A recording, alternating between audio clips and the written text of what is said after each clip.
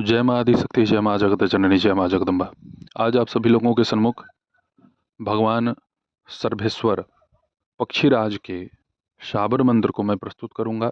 शाबर मंत्र को तभी प्रयोग में लाना चाहिए जब आप जिस भी देवी देवता को आप पूज रहे हों उनके किसी एक मंत्र अनुष्ठान को आप पूर्ण कर लें। सीधे शाबर मंत्र का प्रयोग नहीं किया जाता।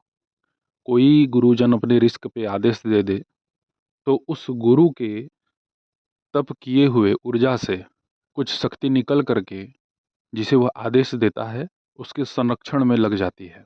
और जब करता आधा अधूरा या बिना किसी नियम कानून के मंत्र जप दे तो उससे उत्पन्न होने वाली अच्छी ऊर्जा जब कर्ता को मिलेगी और जो नकारात्मक ऊर्जा वह बनाएगा अपने जप से, जिसने उसे आदेश पारित किया है, उसके यहाँ जाएगी। शाबर मंत्र का प्रयोग तभी किया जाता है जब अन्य मंत्र विफल हो जाएं। हम किसी भी मंत्र को जब 1.25 लाख जप करते हैं ना, तो यह प्रथम सीढ़ी है शरीर को योग्य बनाने के लिए। बहुत सारे लोग 10-11 हज़ार में ही देवी का दर्शन या बहुत कुछ अपनी मनोकामना को प्राप्त करना चाहते हैं।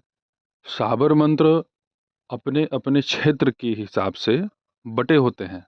ऐसा नहीं है कि हरियाणा में जिस शाबर मंत्र का प्रयोग होता है उसे आसाम में प्रयोग किया जा सकता है। आसाम में जो शाबर मंत्र का प्रयोग किया जाएगा वो ऐसा नहीं है कि वो काशी में प्रयोग होगा। और अगर ऐसा हो भी सकता है तो उसके लिए हमें आवरण तैयार करना पड़ता है, और वो आसान पद्धति नहीं है कि किसी दूसरे क्षेत्र के मंत्र को हम किसी दूसरे क्षेत्र में जप कर सकें। इसी में चूक होते हैं और मंत्र कार्य नहीं करते, और कभी कभी जप करते करते बहुत सारी नकारात्मक शक्तियाँ जागृत हो जाती हैं। तो यही होता है कि जब से जप कर रहे हैं तब से और परेशान हैं। शाबर मंत्र का प्रयोग कभी भी प्रथम बार में नहीं करना चाहिए।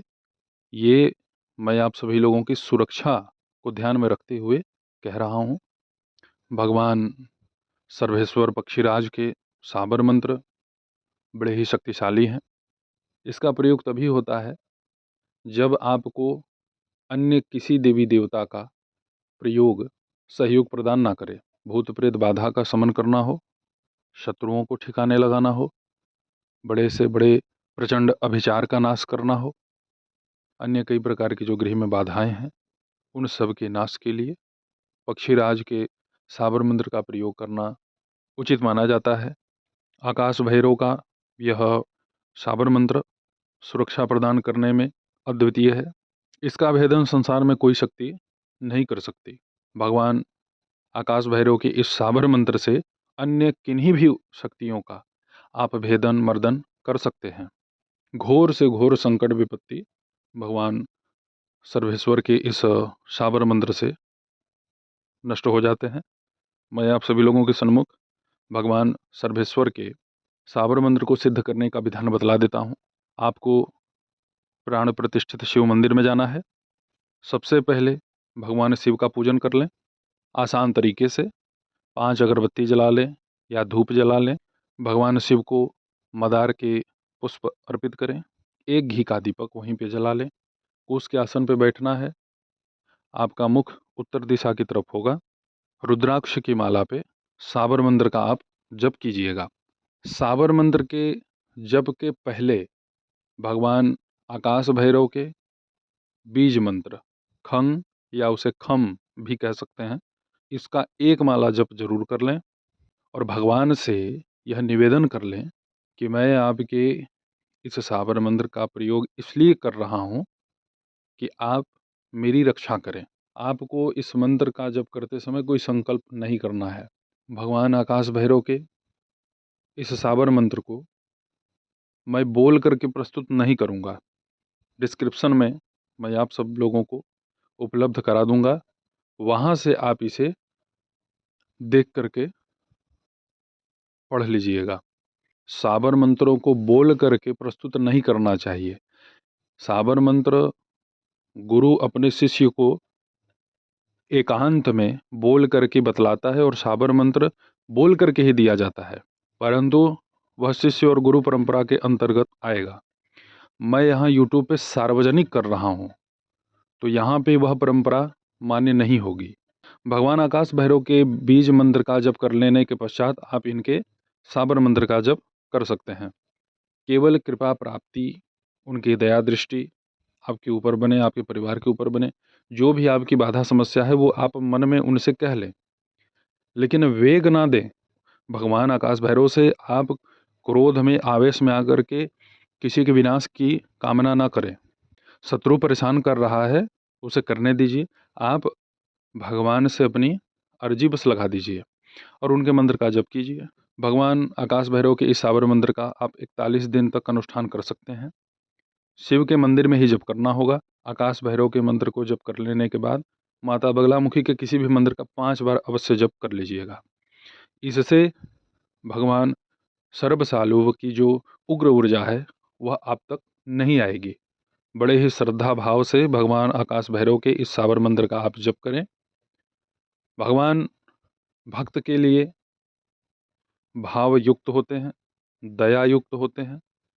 आप नित्य 1 माला से लेकर के 3 माला तक भगवान आकाश भैरव के साबर मंत्र का जप कर सकते हैं।